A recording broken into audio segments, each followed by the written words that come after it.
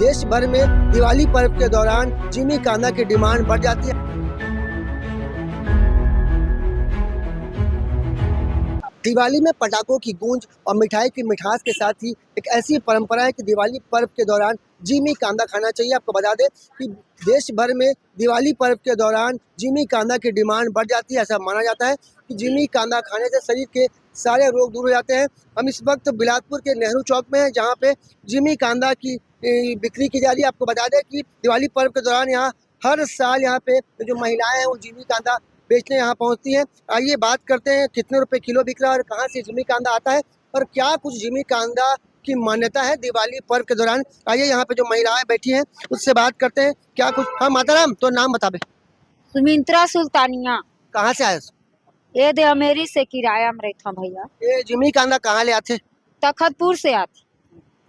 कतक रुपए बिका थे जिमी कांदा? 80 रुपया किलो है, 70 रुपया किलो, 100 के 1.5 किलो। तो ये साल में एक ही बार मिलते? हाँ, साल में एक बार मिलते। का मान्यता है कि दिवाली में खाए से का होते? एकर बहुत मान्यता है भैया। गौ माता ला खवाल पड़ते और मन से अभी कतक रुपए में बिका थे? अभी 80 रुपया, 70 रुपया, 100 के 1.5 किलो ऐसे बिकत है भैया। तो ये तय साल में एक ही बार बेचता चला? हाँ, साल में एक बार बेचता हूँ। आपको बता दें जिमी कांदा को देश में अलग अलग नामों से जाना जाता है। इससे दिवाली पर्व में के दौरान इसकी भारी डिमांड रहती है। 100 से 80 रुपए किलो ये बिकता है नेहरू चौक में। यहाँ पे महिलाएं साल में एक बार जिमी कांदा बेचने पहुंचती है।